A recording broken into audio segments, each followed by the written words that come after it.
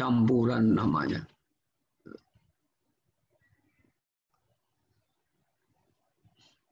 Dan ini dimotori oleh beberapa peneliti, salah satunya adalah Creswell. Karena saudara paham benar bahwa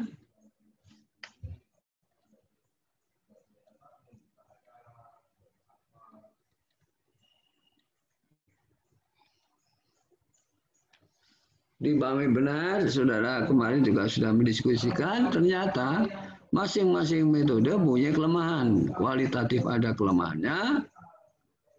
Misalnya kualitatif itu kelemahannya karena sifatnya pemaknaan, maka objeknya itu kecil, unik, mendalam, sehingga agak ada masalah jika kita mengambil satu generalisasi karena satu tempat, satu lokasi unik gitu ya, dimaknai gitu. Verstehen dimaknai.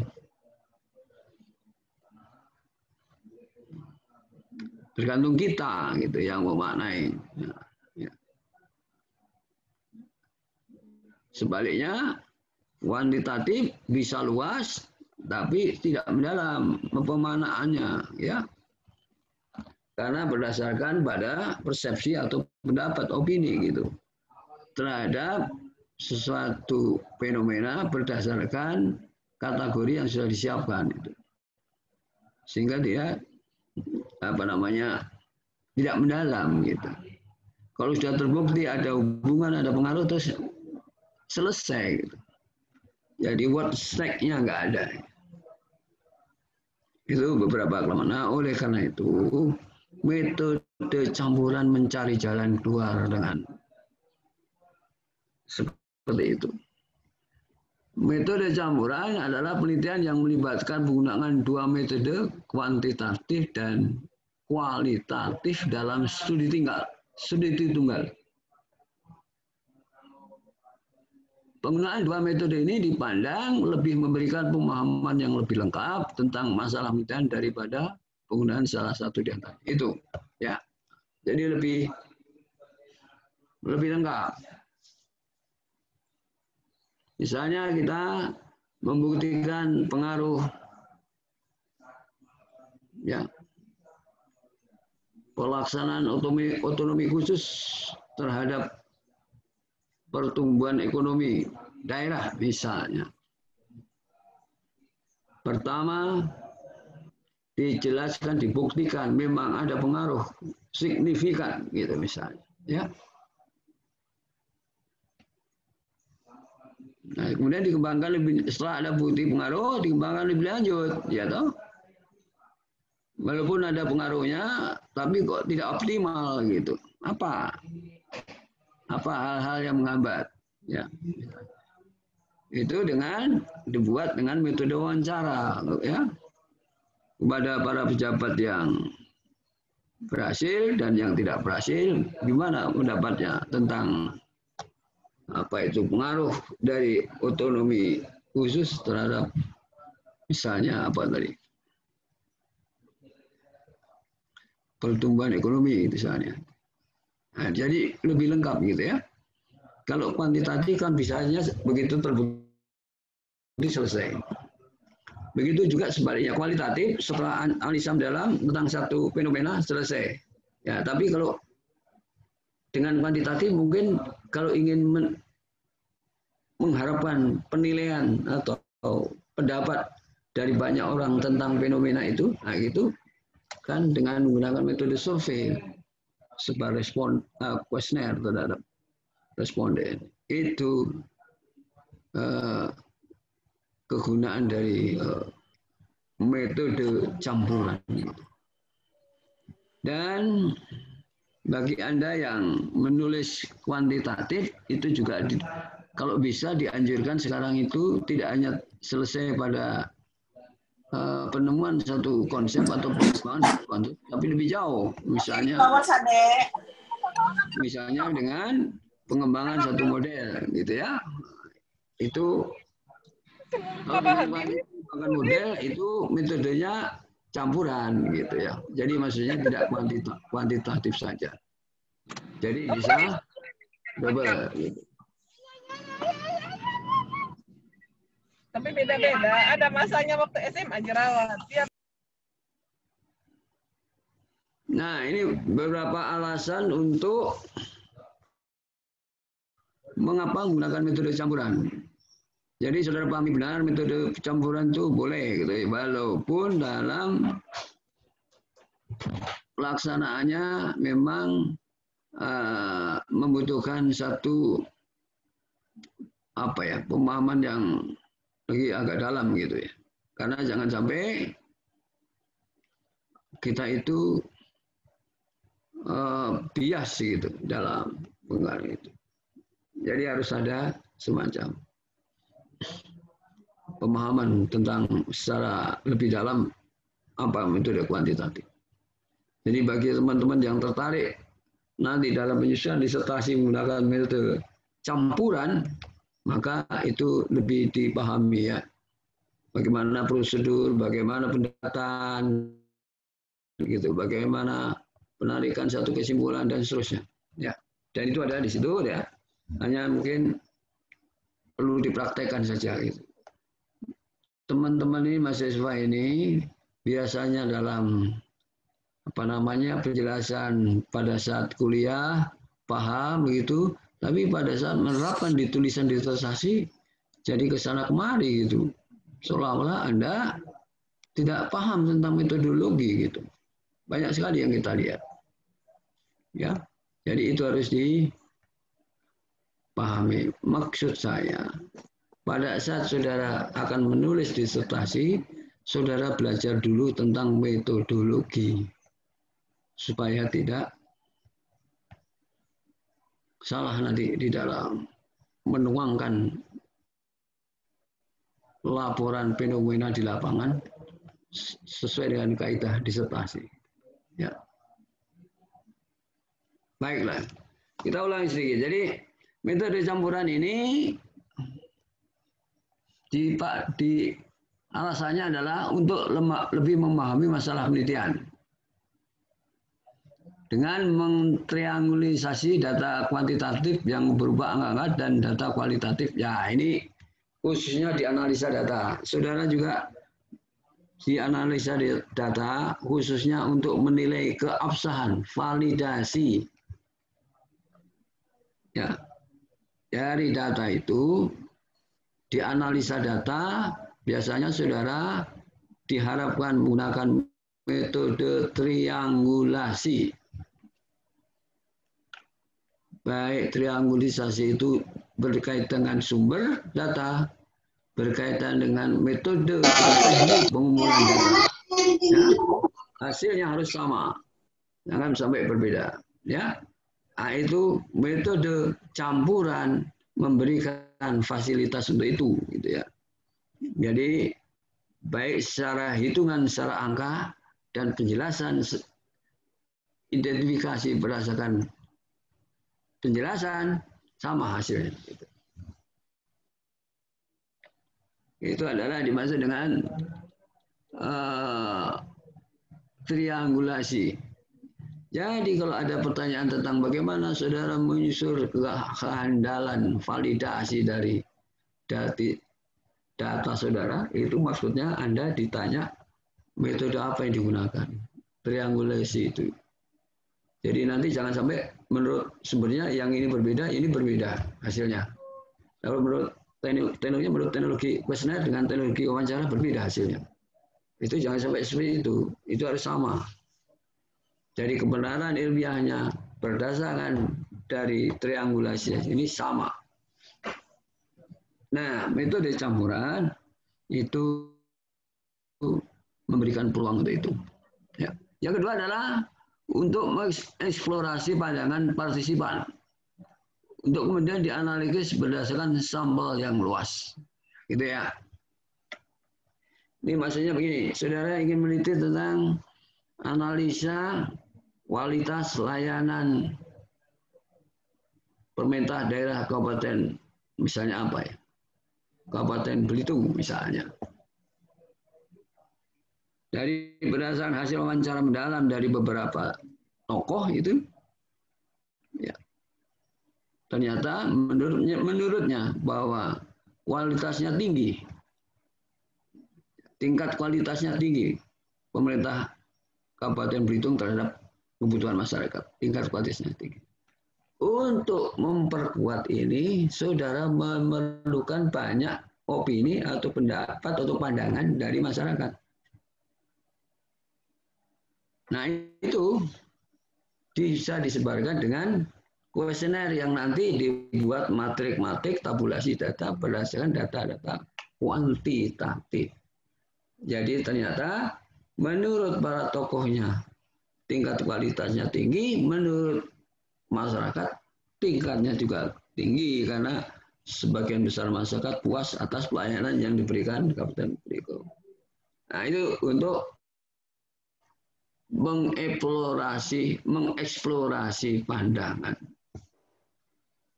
Ya. Jadi seperti itu.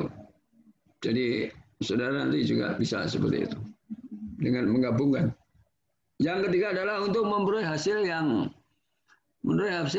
statistik kuantitatif dari satu sampel, kemudian menilai dengan wawancara atau mengobservasi sejumlah ini untuk membantu menjelaskan lebih jauh. Ya, sama aja ya. Sama ini sebaliknya gitu. Jadi berdasarkan hasil kuantitatif, memang terbukti ada pengaruh. Nah, kemudian saudara ingin lebih dalam tahu bagaimana pengaruhnya itu. Pengaruhnya itu bagaimana? Dengan cara mewawancara mendalam kepada pihak-pihak tertentu. Ya. Jadi biasanya yang diberi kuesioner berbeda, yang diwawancarai berbeda. Nanti itu diklopkan gitu hasilnya. Ya. Supaya hasilnya sama gitu lah ya. Yang keempat adalah untuk mengungkap kecenderungan dan hak dari kelompok atau individu yang tertindak. Ini kalau itu agak berbeda. Jadi artinya jangan sampai hal-hal yang kecil itu disampingkan gitu. Ya, dengan menggunakan dua metode itu dalam metode campuran, maka hal-hal yang demikian bisa dihindari gitu. Itu adalah beberapa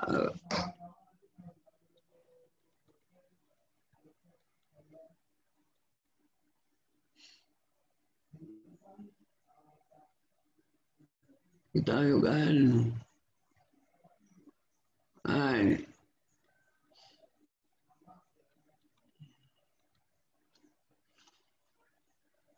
bagaimana prosedur metode campuran?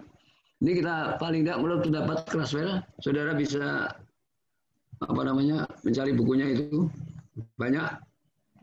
Dia yang paling intensif menulis tentang metode campuran ya. Ada beberapa prosedur yang ditawarkan atau paling tidak saudara perlu ketahui gitu. Yang pertama timing, waktu. Peneliti harus memperhitungkan waktu dalam mengumpulkan data kualitatif dan kuantitatif. Apakah data akan dikumpulkan secara bertahap, sekuensial, atau dikumpulkan secara sekaligus. Jadi kalau saudara menulis disertasi dengan pendataan kuantitatif, itu saudara itu mengambil datanya bertahap. Misalnya sekarang data kuantitatif dulu, sudah itu data kualitatif, ya, baru diambil kesimpulan. Atau sekaligus dari awal saudara menggunakan dua metode, yang kuantitatif dan kualitatif, ya, untuk meneliti fenomena yang sama. Itu perlu dipertimbangkan waktunya. Itu berkaitan dengan timing gitu ya. Bukan perlu timbang waktu, maksudnya itu bisa kita pakai. Saudara lebih setuju mana? Kalau bertahap bisa kuantitatif dulu baru kualitatif, atau sebaliknya. Bisa kualitatif dulu baru kuantitatif. Atau bersama. Ya. Itu adalah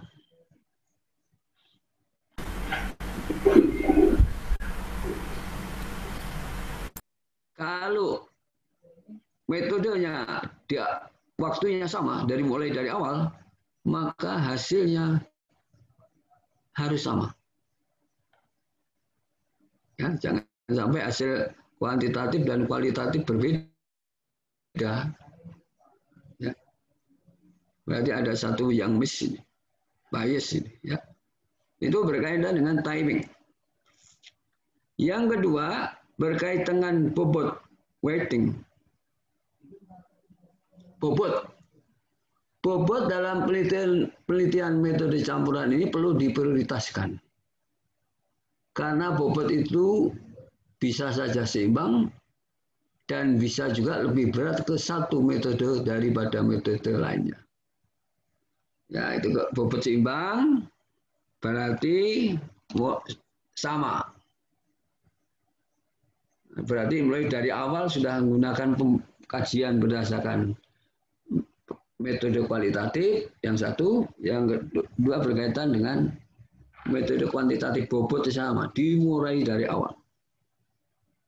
Dari mulai perancangan, ya mulai dengan penelitian lapangan dan pembahasan dan seterusnya sama bobot. Atau lebih berat yang satu, lebih berat yang lain. Atau seringkali kalau di buku pedoman ini disebut dengan dominan less dominan. Kalau yang sama-sama itu dominan dengan dominan sama. Ya, dominan kuantitatif, dominan kualitatif sama, bobotnya seimbang. Tapi kalau dominan less dominan itu lebih berat yang satu daripada yang lain. Mana terserah, tergantung ya. Bisa kuantitatifnya lebih besar, kemudian kualitatifnya kecil, atau sebaliknya kualitatifnya besar, kuantitatifnya kecil, gitu ya. Itu berkaitan dengan bobot, dominan less dominan.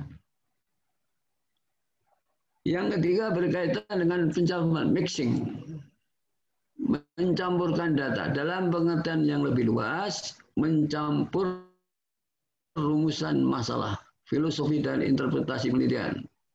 Mencampurkannya, ya mencampurkan itu bukan kerjaan yang mudah, mengingat data kualitatif terdiri dari teks-teks dan gambar-gambar, sedangkan kuantitatif terdiri dari angka-angka. Nah itu ya, dari awal dicampur. Jadi artinya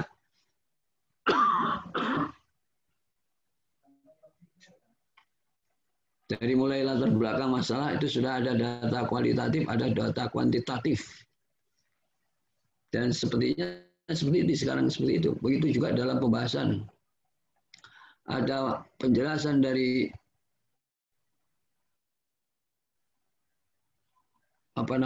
informan, ada penjelasan, tapi didukung data juga.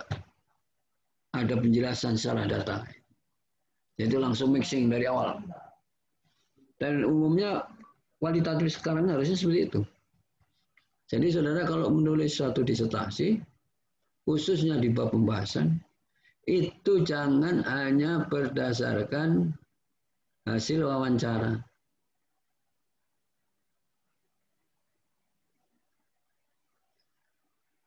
Satu itu. Jadi harus didukung data dan juga diperkuat dengan hasil penelitian atau pendapat atau teori yang lain. Di dalam bab itu penjelasannya seperti itu gitu.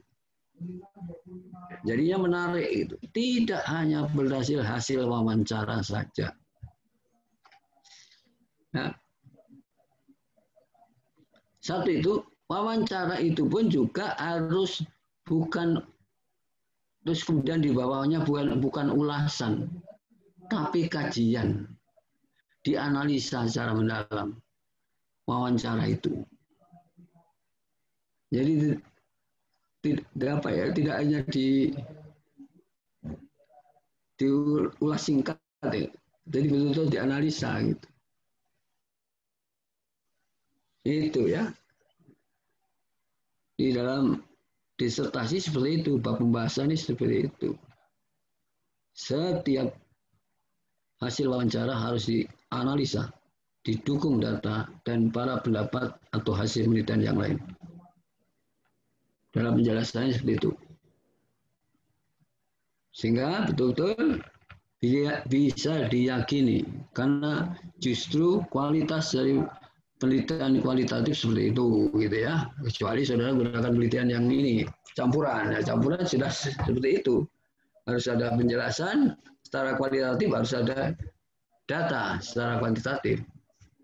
Baru bisa kesimpulan kita kuat, gitu. Artinya kalau hanya penjelasan saja, seringkali kita ini bingung. Ini fakta atau opini. Tapi kalau dukungan data, jelas fakta. Gitu ya. Mixing. Kemudian yang keempat, teorisasi. Dalam prosedur metode campuran, perspektif teoritis yang akan menjadi landasan bagi seluruh autopsinya. Yang namanya misalnya yang namanya tulisan ilmiah, ya itu mesti basisnya teori. Gitu. Jadi kadang-kadang saudara menguasai praktek, teorinya kurang. Gitu. Ada berbicara tentang pengolahan sampah, kerjasama antar pemerintah daerah dengan swasta. Ada yang menguasai sekali gimana sampah itu diolah sehingga jadi misalnya suatu hasil yang bisa dimanfaatkan industri, misalnya itu menguasai sekali. Tapi bukan itu yang harus saudara kaji. Yang dikaji adalah bagaimana justru kebijakan kerjasama antar public private atau kerjasama antar kolaborasi antar pemerintahan, itu yang dikaji, bukan hasilnya. Itu berdasarkan teori, gitu ya. Itu sekali teman-teman di lapangan itu karena sudah berpuluh-puluh tahun atau lama, sehingga dia paham benar tuh apa yang ditulis. Tapi itu lebih banyak opini, bukan fakta. Ya, kalau fakta harus ada penelitian, harus didukung data, ya, dari kajian.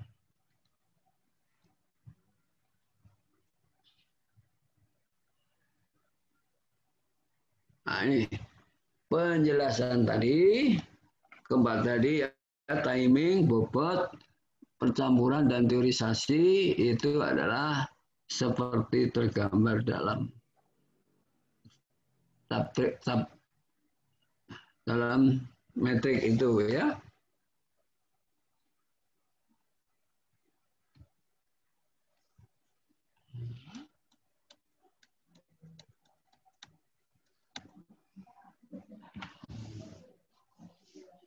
Seperti itu.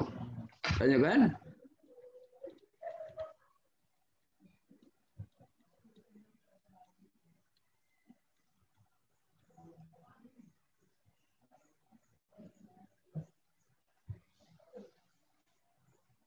Ya, yang berikutnya kita berbicara tentang strategi. Ada beberapa, paling tidak metode penelitian campuran itu punya 3 strategi.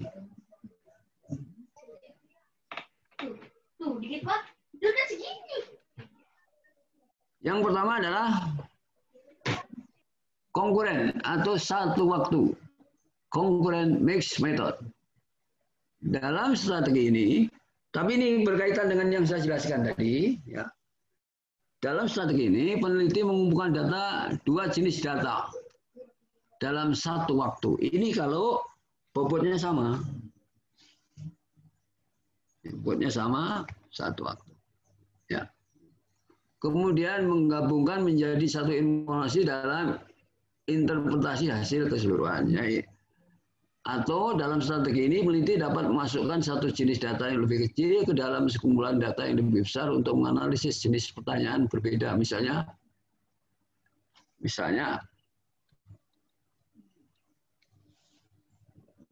metode kualitatif diterapkan untuk melaksanakan penelitian, metode kuantitatif dapat diterapkan untuk mengatasi.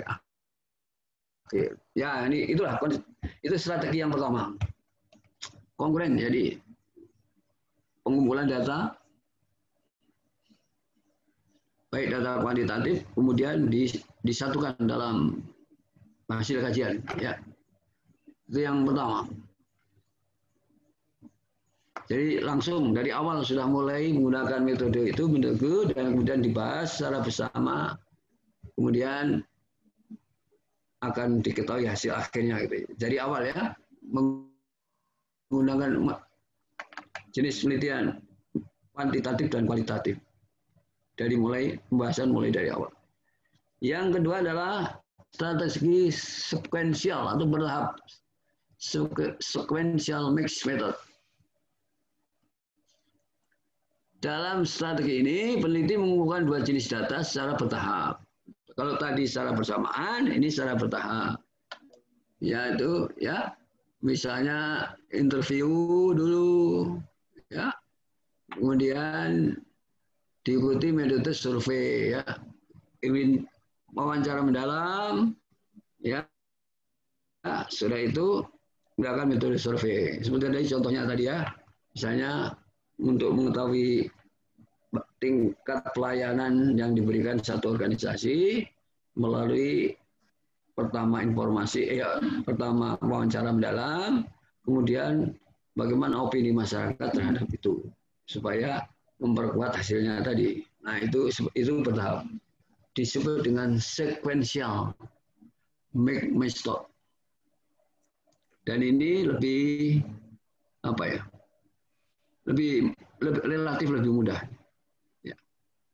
Karena tahapannya jelas, metode yang digunakan jelas, nanti hasilnya akhirnya dikombinasikan ya, hasil kuantitatif dan kualitatif. Ya. Yang berikutnya transformative mix method. Dalam strategi ini peneliti menggunakan kacamata teoritis sebagai perspektif yang dalam dari kuantitatif dan kualitatif. Ya, ini mentransfer teori yang lebih bisa dikaitkan atau teori yang menggambarkan dan bisa ditransfer ke dalam masalah-masalah yang kuantitatif maupun kualitatif. Ya, ada dasar dari teori itu bisa ditransformasi ke kualitatif dan kuantitatif. Itu yang ketiga. Tapi umumnya yang dipakai sekarang ini, misalnya di disertasi dalam disertasi di dokter pemerintahan ini, itu adalah strategi yang kedua, sekuensial bertahap. Data kuantitatif dulu atau kualitatif dulu, baru berikutnya data terkumpul, baru dikaji. Ya.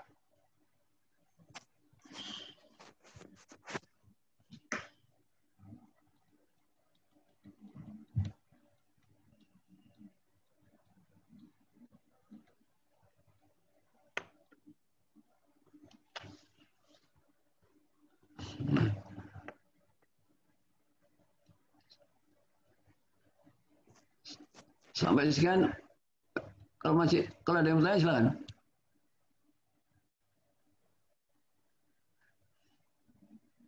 Ini strategi prosedur hampir sama ya. Joko, Prof. Sedikit, Prof. Oke ya. Sedikit, Prof. Ya. Prof, boleh tanya sedikit, Prof. Kira-kira waktu, kalau untuk sekuensial itu berapa lama, Prof? Untuk kira-kira berapa bulan atau berapa tahun gitu maksimal jaraknya antara timingnya itu, Prof. Terima kasih, Prof. Sebenarnya di penelitian ini tidak ada waktu ya. Kalau temuan waktu itu penelitian yang berkaitan dengan berkaitan dengan persyaratan pendidikan maupun persyaratan misalnya kalau proyek-proyek tertentu itu ada batas waktunya. Tapi sebenarnya nggak ada batas waktu. Batas waktunya adalah terkumpulnya data secara lengkap, baik kuantitatif maupun kualitatif. Dan saudara paham benar, kalau kualitatif biasanya wawancara mendalam butuhkan waktu yang lama. Kalau benar ya, saudara wawancari satu persatu. Oleh karena itu, dibayangkan kualitatif itu informannya nggak terlalu banyak. Karena wawancaranya secara mendalam. Wah, kalau orang 50 diwawancari semua, udah sampai kapan selesainya itu? Misalnya. Ya, jadi batasnya adalah sampai terkumpul. Kalau dengan metode snowball sampling, ya bola salju itu, maka batas akhirnya pada saat informasinya sudah habis.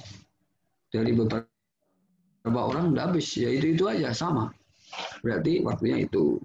Jadi maksud saya batas waktunya tidak ada, cuman saudara mengukur sesuai dengan misalnya kalau penyusunan disertasi ya sesuai dengan persyaratan akademik, dibayangkan Anda jangan terlalu lama gitu.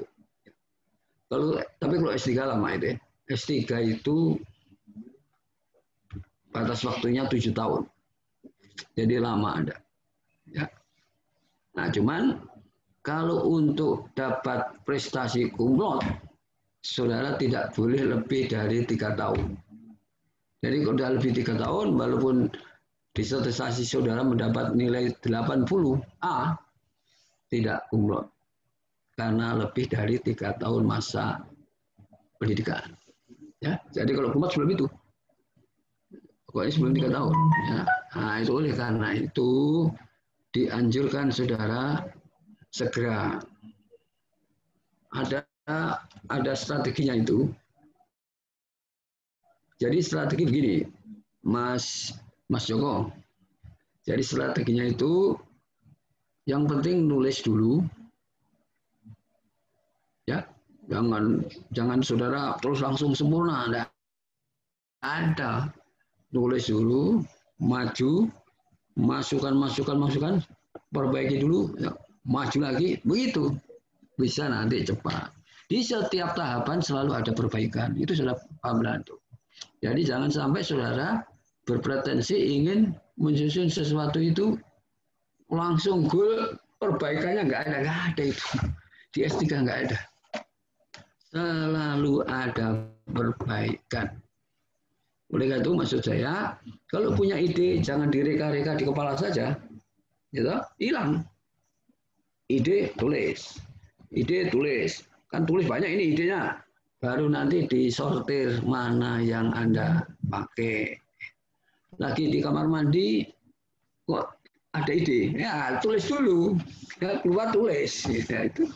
Nanti lama-lama banyak tulisan saudara, baru Anda cari-cari yang mana untuk mendukung hasil kajian saudara. Jadi ingat ya, batas waktu tidak ada. Tapi tentunya kalau disertasi ya semakin cepat semakin bagus. Tapi tetap prinsip apa kebenaran ilmiah harus, syarat ilmiahnya harus dijaga gitu ya. Cepat bagus gitu, gitu. Dan sampai cepat tapi kalang kabut ya. Walaupun kadang-kadang joknya itu sulit sekali di dokter ini memisahkan antara kelicikan dan kepandaian, ya. Sudah bisa nafsirkan sendiri itu ya. Gimana? Cepat kumlot begitu itu ya. Nah, itu ya. Nah, tapi kalau saya ini sebenarnya yang penting saudara itu kalau menurut saya itu paham benar dan itu nanti terbawa pada saat saudara bertugas gitu. Itu jadi nilainya gitu. Ya, nggak cepat, nggak lambat, tapi bisa mendalam. Kita betul-betul yang kita tulis itu nanti syukur-syukur bisa kita bawa ke tugas. Puas rasanya kalau seperti itu. Nah, itu ya. Ada pertanyaan lain? Oke. Ya, baik. Kita lanjutkan ini. Ini prosedur pengumpulan data ini ada beberapa strategi. Ya, beberapa sampling.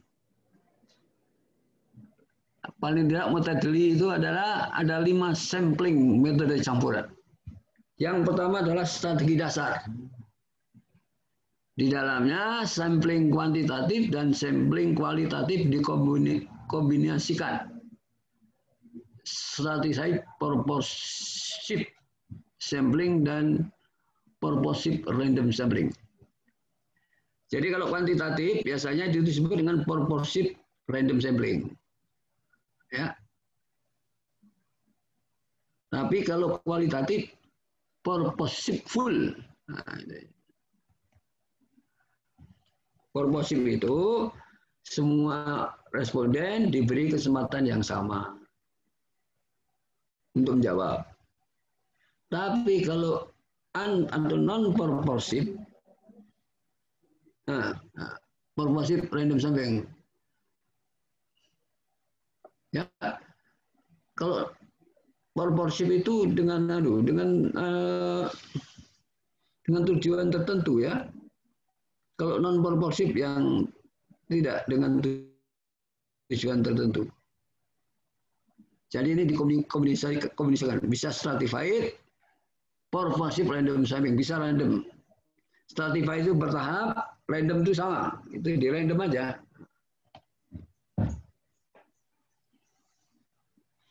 Kalau informan kualitatif itu apa ya? Non-purposive. Atau orang yang punya tertentu gitu. Misalnya kalau saudara ingin tahu masalah keuangan, ya orang-orang yang tahu tentang keuangan gitu. Kalau orang yang nggak tahu tentang keuangan, saudara wawancaranya nggak dapat data gitu. Itu bisa digabung, itu strategi dasar. Yang kedua, sampling sequential. Di dalamnya tahap pertama melengkapi sampling tahap kedua, ya sampling tahap kedua dan seterusnya, ya. Seperti biasa saudara gunakan kalau untuk menentukan pejabat itu purposive itu dengan tujuan tertentu, maaf ya. Non-purposive dengan tidak tujuan tertentu. Jadi kalau pejabat purposive, pejabat yang paham. Kalau non pejabat snowball, khususnya masyarakat. Dua ini, ya. Jadi nanti kalau saudara pada menentukan informan, purposive yang berkaitan dengan pejabat. Yang tidak non-purposive, khususnya masyarakat. Itu snowball. Masyarakat juga sama aja. Masyarakat itu by accidental, orang-orang yang saudara ketemui pada saat saudara teliti, ya. Atau masyarakat yang lain. Seperti itu, ya. Jadi ada beberapa metode seperti itu. Jadi kalau ada berkaitan menyangkut misalnya saudara menulis tentang pelayanan masyarakat, pasti ada unsur masyarakatnya. Kalau pelayanan pegawai negeri aja. Tapi kalau pelayanan tidak disebut pegawai negeri atau masyarakat, yang namanya tugas pelayanan pemerintah mesti ada unsur masyarakatnya. Jadi kalau tulis saudara analisa tentang pelayanan pemerintah kabupaten kota, pelayanan kependudukan kabupaten kota, walaupun tidak disebut masyarakat, ada informannya dari masyarakat. Itu by accidental, ya, atau secara umum.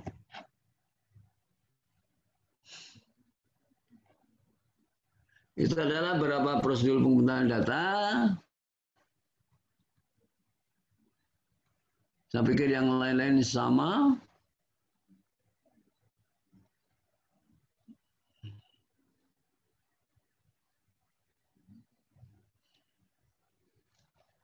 Itu berkaitan dengan metode campuran. Saya sekarang ada menjelaskan saudara, ini di luar metode, saya akan menjelaskan saudara tentang dalil dan model. Pada kesempatan ini, ya.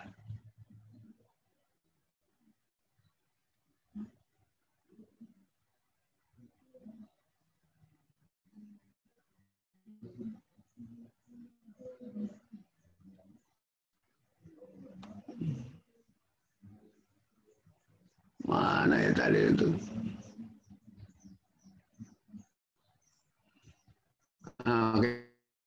Oke lah.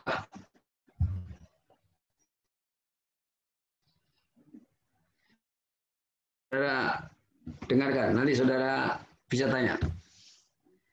Dalam disertasi, khususnya di doktor ilmu pemerintahan itu, selalu dituntut saudara untuk menyusun dalil. Dalil ini adalah sesuatu yang berharga yang saudara kembangkan berdasarkan hasil penelitian, ilmu pemerintahan, ilmu sosial, dan bidang pendidikan. Ya, saudara, hasilnya saudara susun. Ya, yang bernilai. Jadi dalil itu bernilai untuk masyarakat. Yang saudara pandang bernilai untuk masyarakat.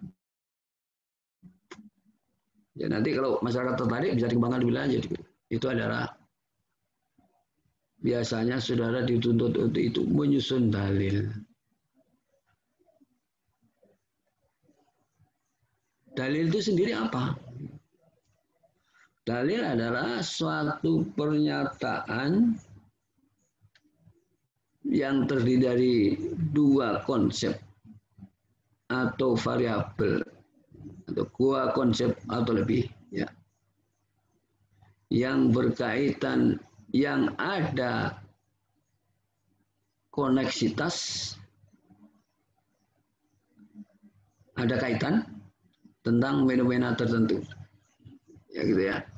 Tadi di situ suatu pernyataan yang terdiri dari satu konsep, dua konsep atau lebih, yang ada koneksitas, ada hubungan, ada kaitan tentang fenomena tertentu.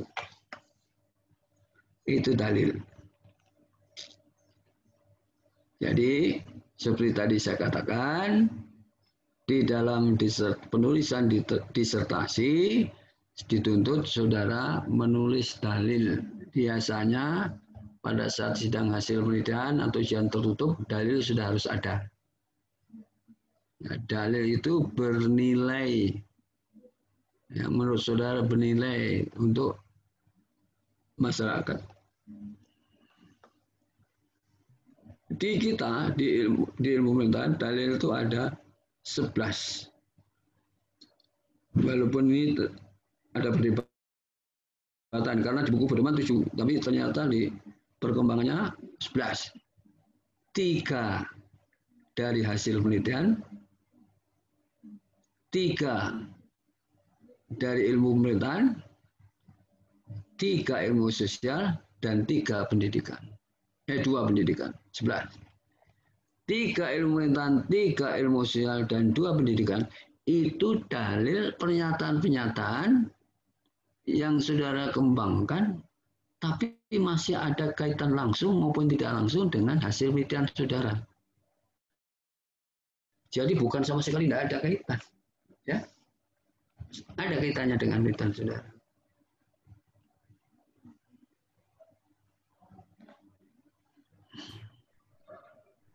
Izin, Prof. Ya. Arif, Prof. Jelas. Ini, Prof, untuk menarik, Prof, dalil ini, Prof. Ini kan hal yang baru, Prof. Mungkin ya. S1, S2 itu tidak kita temukan, Prof. Kalaupun ada, tertuang dalam implikasi, misalnya, Prof. Nah, kalau Prof bilang tadi ini hasil dari penelitian, artinya ini, Prof, masuk di bab yang mana, Prof? Bab kesimpulan atau saran gitu, Prof? Terima kasih, Prof. Ya. Nah, begini, Mas Arif. Dalil tidak masuk dalam pembahasan, pokoknya tidak masuk dalam substansi atau isi dari disertasi. Dalil itu nanti biasanya dari tahap awal. Jadi saudara, itu di luar tulisan disertasi, tapi itu merupakan hasil dari disertasi. Jadi berupa pernyataan-pernyataan aja. Ada 11 pernyataan. Ya. Nah, pernyataan itu tadi saya katakan terdiri dari 2 konsep atau lebih, ya, yang punya koneksitas, gitu. Ada kaitan yang bernilai dan berkaitan dengan fenomena tertentu. Kaitan atau koneksitas itu ini bisa macam-macam. Bisa bahwa konsep yang satu merupakan seperti dimensi atau kategori dari konsep yang lain, atau konsep yang satu berkaitan secara sebab akibat. Jadi misalnya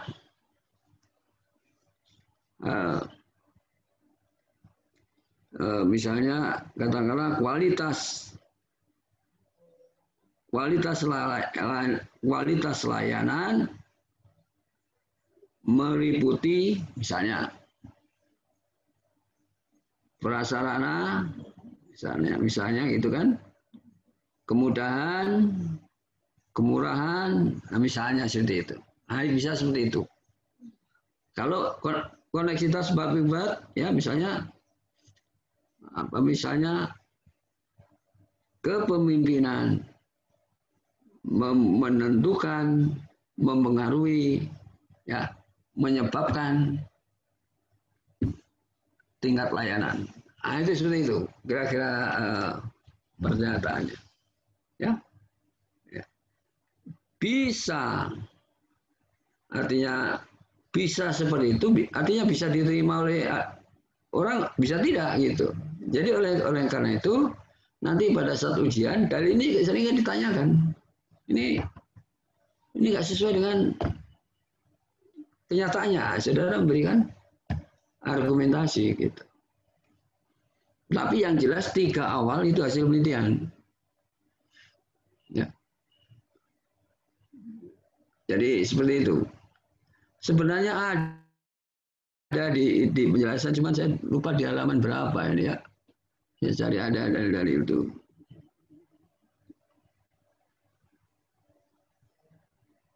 Bentar.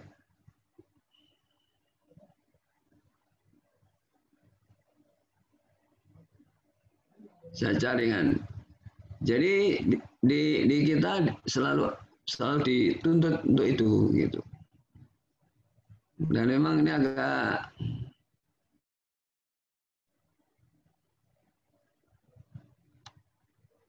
ini dia.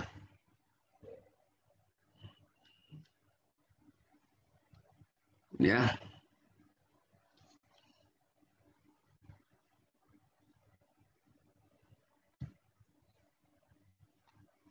Nah ini.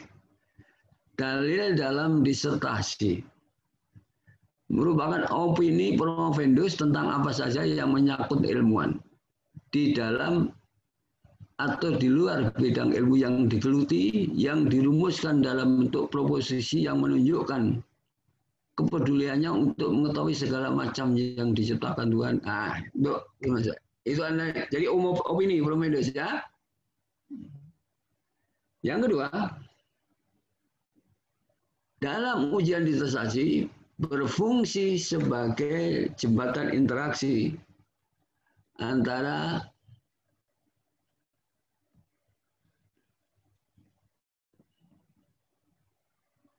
sorry.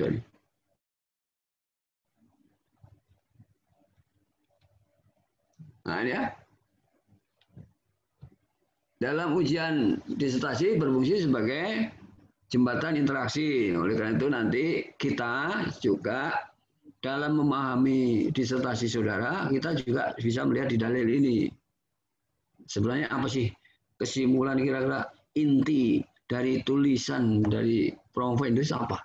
Itu bisa dilihat di dalil ini. Gitu. Khususnya 3 yang pertama. Itu hasil dari penelitian. Ya. Dari pengertian dalil, ada beberapa konsep yang perlu diketahui. Yang pertama adalah opini. Pendapat merupakan sebagian dari asasi manusia. Itulah. Jadi opini, saudara punya hak. Oleh karena itu kalau saudara sudah menulis di dalil, saudara ditanya, jawab. Jangan saudara menulis dalil nggak tahu. Ya. Ini adalah berkaitan dengan hasil tulisan. Yang berikutnya adalah tentang apa saja. Ilmu itu luas, tidak ada batasnya. Setiap orang punya perhatian yang luas. Ia akan memiliki opini tentangnya. Jadi khususnya di doktor ilmu pemerintahan itu tentang apa saja, tentang pemerintahan. Satu, yang kedua yang fenomenanya saudara kaji. Ya, itu maksudnya tentang apa saja seperti itu. Jadi selalu ini kadang-kadang ada buat dalil yang berkaitan dengan pendidikan tuh lepas sama sekali gitu. Tahu-tahu di situ pendidikan merupakan jembatan ilmu pengetahuan, padahal bukan itu maksudnya. Kan beda gitu. Dengan tulisan saudara misalnya. Ada seperti itu. Kok nggak ada kaitannya sama ini? Harus ada kaitannya. Kan 3 hasil pendidikan, 3 ilmu pemerintahan, 3 ilmu sosial, 2 pendidikan.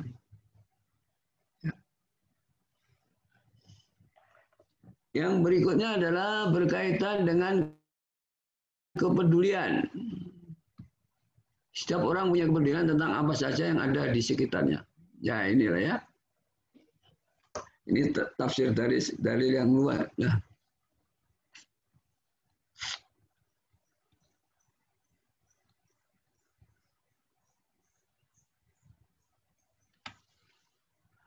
Seorang sarjana di bidang apa saja tentu akan tertarik dan peduli tentang bagaimana ya.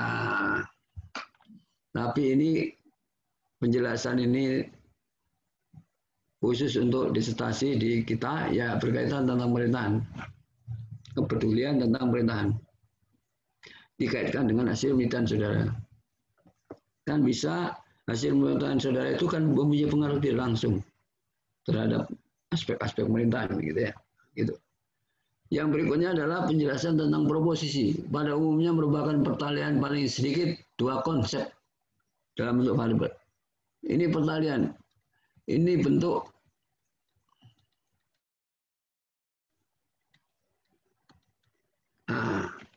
jadi pertama pertalian yang berupa definisi antara satu konsep dengan sifat-sifatnya ya.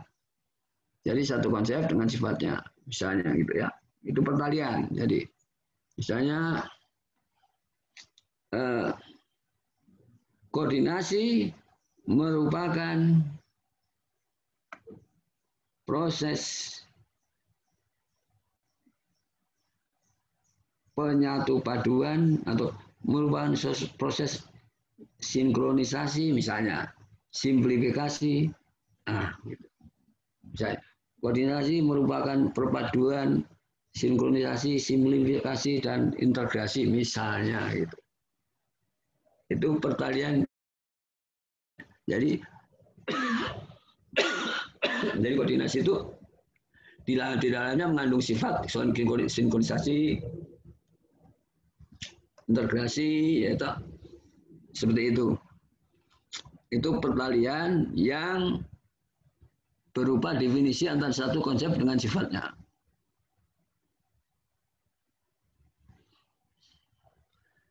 Yang kedua adalah pertalian yang bersifat komparatif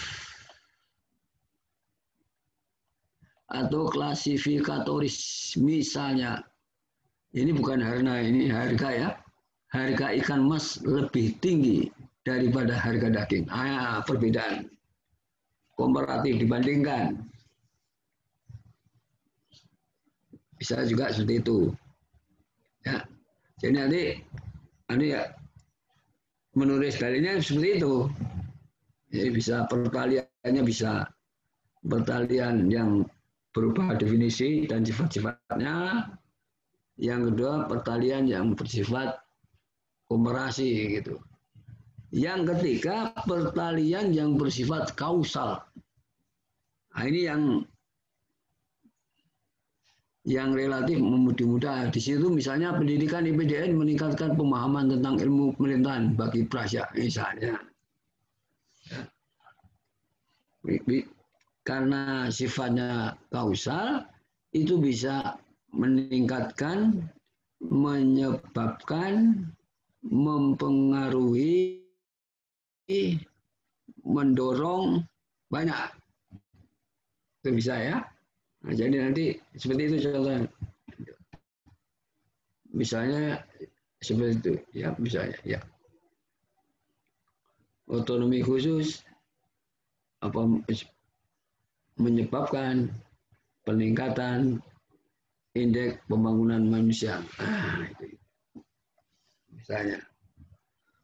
Itu adalah pertalian. Jadi artinya dalil yang saudara susun tadi bisa berwujud 3 pertalian ini.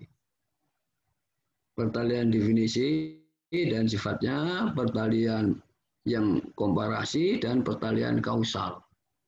Itu yang disebut pertalian atau koneksitas.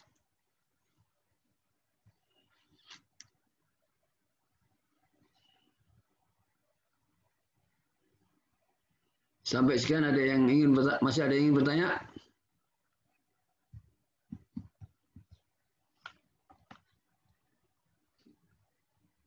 Kalau nggak ada kita saya lanjutkan lagi.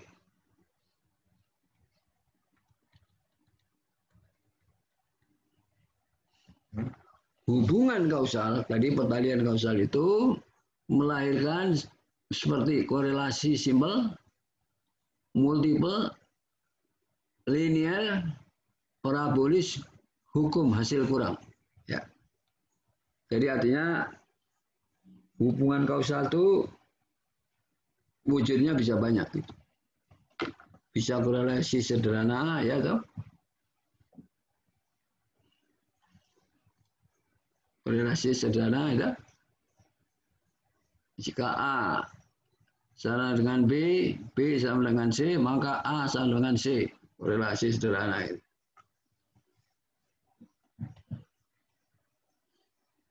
Semakin semakin mantap kepemimpinan, semakin tinggi kinerja misalnya. Nah, atau multiple atau lebih dari itu. Ya.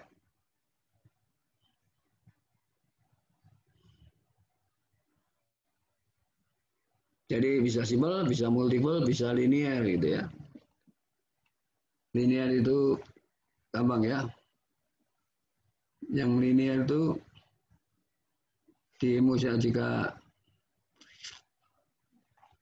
jika koordinasi lancar, koordinasi misalnya koordinasi intensif itu misalnya, maka kinerja pegawai tinggi misalnya gitu. Itu adalah yang koordinasi menyebabkan kinerja tinggi jika koordinasi menyebabkan kinerja intansi tinggi jika kinerja pegawai tinggi. Artinya koordinasi mempengaruhi kepemimpinan kinerja intansi melalui kinerja individu atau kinerja pegawai. Gitu. Itu adalah itu kira-kira seperti itu gambarannya ya. Yang jelas itu adalah hubungan kausal itu kalau hubungan kausal. Tapi seperti tadi di dalil itu bisa pertaliannya, kaitannya itu bisa definisi dan sifatnya perbedaan bisa kausal.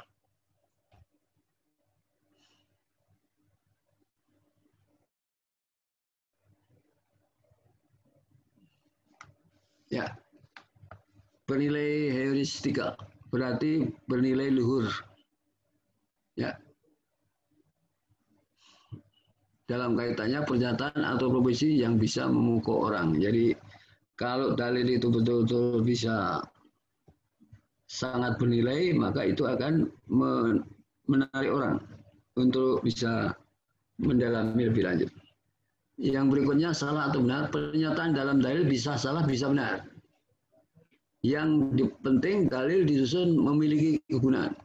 Pada umumnya dalil merupakan semacam hipotesis. Karena itu dalil bisa menggugah untuk dilakukan penelitian terhadap. Jadi sebenarnya seperti itu. Gitu.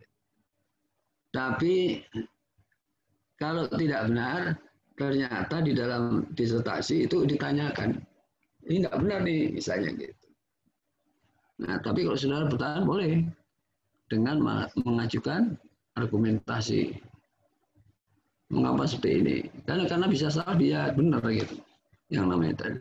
Itu selalu. Ya.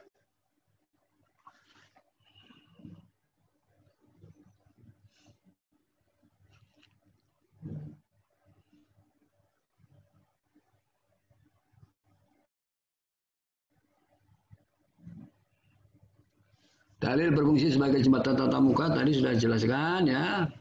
Sebagai dengan guru besar, biasanya kita itu melihat inti dari disertasi itu bisa juga dilihat dari dalil itu. Jadi jangan sampai dalil yang saudara buat menyimpang dari hasil penelitian saudara gitu, atau bertentangan, atau tidak berbasis pada penelitian saudara. Kemudian dalil yang baik pasti akan menyebar ke khalayak ramai. Mestinya seperti itu. Diungkap lebih jauh. Dalil-dalil yang baik akan memperoleh sponsor untuk diungkap lebih jauh. Ya, penelitian itu dicoba gitu. Kalau betul-betul dalil itu benar-benar baik dan bermanfaat, itu akan mendorong orang ya. Tulisan saudara dimuat di mana orang tertarik ya, dan terus materi dan seterusnya. Proposisi terakhir, dalil berupa proposisi yang berbentuk dasolen. Dasolen biasanya disertai kata-kata sebaiknya, seharusnya, agar supaya. Proposisi dasolen juga merupakan opini, maka pada dasarnya sama dengan proposisi dasolen. Jadi artinya dalil itu ternyata hampir sama dengan dasolen kan apa yang kenyataannya. Apa yang seharusnya ya. Dasein tidak sama dengan dasolen, tapi di sini sama gitu. Apa yang kenyataan itu sebenarnya bersama dengan apa yang seharusnya.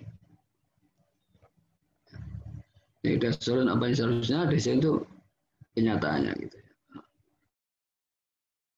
Jadi ternyata dalam dalil itu sama saja dengan proposisi dasein. Dasolen sama dengan proposisi. Jadi artinya dalam menyusun dalil seringkali itu dasolen dan itu juga merupakan dasein. Ya, itu berkaitan dengan dalil. Yang terakhir, saya ingin berbicara tentang model. Nah, di dalam disertasi itu juga saudara dituntut ada temuan atau novelty.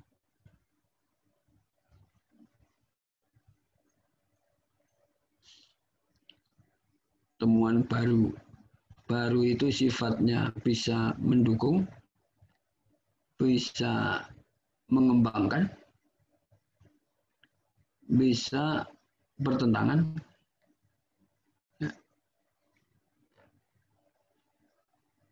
Atau baru sama sekali.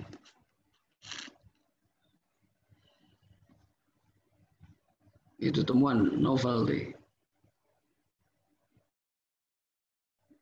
Di dalam penelitian dengan pendekatan kuantitatif, itu biasanya temuannya, novelty-nya, itu berwujud pengembangan konsep. Atau juga sering disebut dengan implikasi teoritis.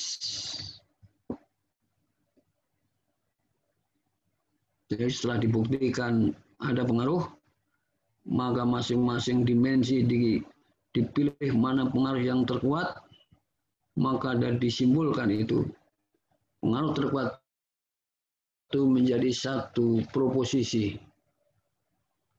Ya. Satu proposisi yang sebenarnya ini berwujud pengembangan satu konsep. Ya. Kalau kuantitatif. Jadi kuantitatif sebenarnya wujudnya novelty-nya adalah pengembangan konsep. Atau sering orang juga disebut dengan konsep baru. Itu adalah temuan novelty dalam penelitian. Novelty itu yang membedakan penelitian saudara dengan penelitian S2 dan S1. Yang berikutnya, novelty itu bisa berwujud strategi.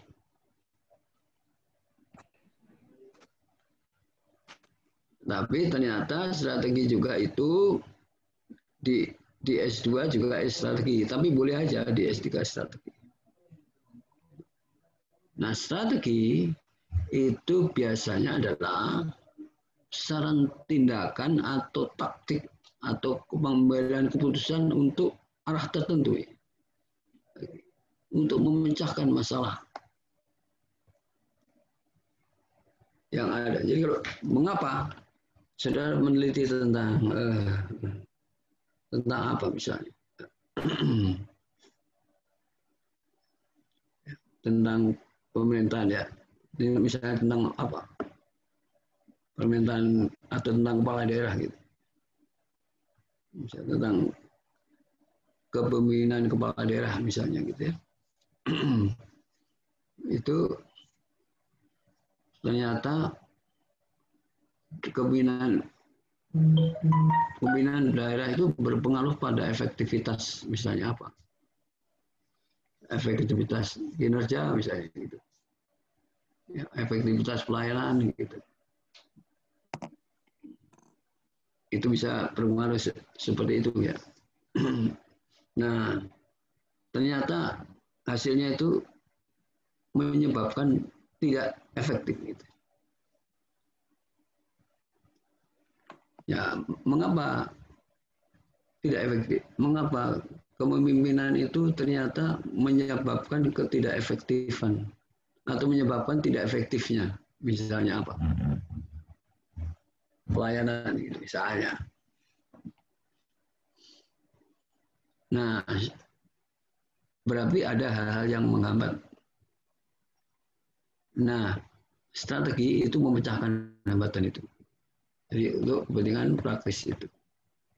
Nah, rata strategi untuk kepentingan praktis. Itu ada beberapa model strategi yang terkenal, model strategi SWOT, ada model strategi SWAR, atau sekarang kalau dikembangkan Prof. Irmaya, ASOKA. Itu adalah strategi untuk memecahkan satu permasalahan. Nah, biasanya strategi ini selalu diikuti dengan limus test. Jadi semacam membuat ranking tentang isu-isu yang ditemukan dari strategi tadi. Mana yang strategis, mana yang kurang.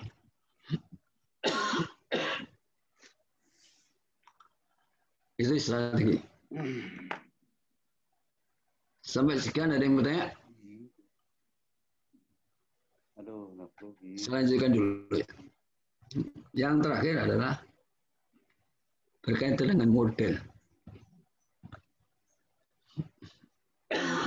Model ini juga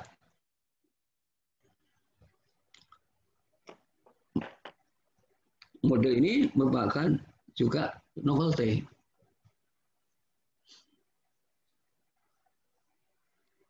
Model itu sebenarnya artinya adalah abstraksi dari kenyataan untuk membuat satu kenyataan itu lebih mudah dipahami. Misalnya kalau kita meneropong tentang sistem pemerintahan daerah di Indonesia gitu, itu kita bisa dengan cara model gitu. Ya. Nah, diabstraksi dari kenyataan. Nah, dalam disertasi ini kira-kira operasionalnya adalah satu pemikiran yang dikembangkan berdasarkan hasil kajian dan teori yang didapat, yang dijadikan rujukan untuk atau berkaitan dengan fenomena yang teliti. Berkaitan dengan itu. Jadi model implementasi kebijakan. Misalnya gitu. Berarti model yang sudah kembangkan adalah berkaitan dengan implementasi kebijakan. Jangan sampai model teorinya implementasi kebijakan, modelnya kebijakan. Beda lagi. Teorinya implementasi kebijakan, modelnya adalah public-private.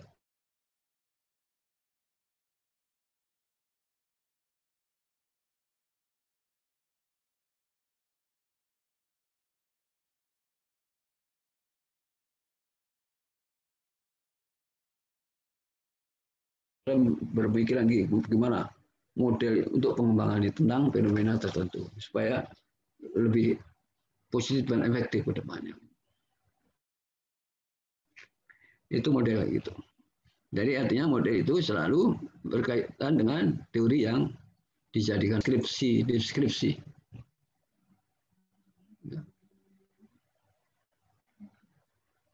Jadi uraian, penjelasan. Misalnya ini kalau saudara baca di investasi itu kan gitu ya, model misalnya model aset gitu, A-nya apa saja itu deskripsi. Tapi yang perlu diingat, walaupun model deskripsi itu merupakan satu kebulatan. Jadi keterkaitannya itu jelas. Kaitannya antara konsep yang disusun untuk menstruktur model dan kaitannya dengan teori. Dan kaitannya dengan hasil kajian. Itu jelas dalam menyusun model itu. Ya. Itu adalah model simbolik. Jadi simbolik ini juga ada dua. Ada yang model deskriptif, ada yang model matematik. Jadi ada yang diwujudkan dalam matematik seperti seringkali seperti rumus-rumus. Nah, jadi apa itu misalnya ya model-model matematik lah. A sama dengan A plus big X gitu misalnya itu. Model-model seperti itu. Nah, yang kategori kedua adalah model skematik. Jadi model yang dirumuskan dalam bentuk skema, gambar-gambar, matrik, ya, seperti itu. Ya sebenarnya dalam kenyataannya di dalam tulisan disertasi, baik model simbolik, model skematik selalu dituntut gitu. Dari uraian yang panjang lebar itu seringkali membosankan, bisa dituangkan dalam model skematik yang jelas, kotak-kotak posisinya, tahapannya dan kaitannya antara satu variabel dengan variabel yang lain. Itu merupakan satu model dan itu diperlukan atau dituntut sebagai novelty dari satu disertasi. Ada yang bertanya? Silakan.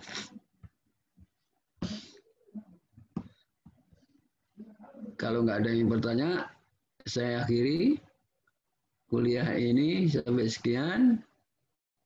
Dan nanti ujian tengah semesternya saya kasih soal pada Pak Priyadi aja ya. Siap, Prof. Ya, nanti saudara tinggal nanti dikerjain, dikasih batas waktu. Gitu. Ketua kelasnya siapa? Siap, saya, Prof. Pak Iwan Santoso, Prof. Pak Iwan Santoso, Prof. Nah, Ya, siap, Prof. Pak Iwan Santoso, Prof. Itu absensi teman. Ada kan? Ada, Prof. Jadi Nah. setiap kuliah saya screenshot, Prof. Saya screenshot untuk Prof. Siapa saja yang hadir, Prof. Nah, betul. Saya nanti dikasihkan saya absensi itu. Oh, siap, Prof. Nah, Siap, ya. Prof. Nanti koordinasi dengan Pak Supri, Prof. Siap, Prof. Sekian, terima Siap, kasih. Minta Siap, maaf Prof. apabila ada kesalahan dan sampai jumpa di pertemuan berikutnya. Sekian, terima kasih ya. Siap, Prof. Assalamualaikum. Terima kasih, Pak Prof. Waalaikumsalam warahmatullahi wabarakatuh. Terima kasih, Prof. Ya. Siap, Prof.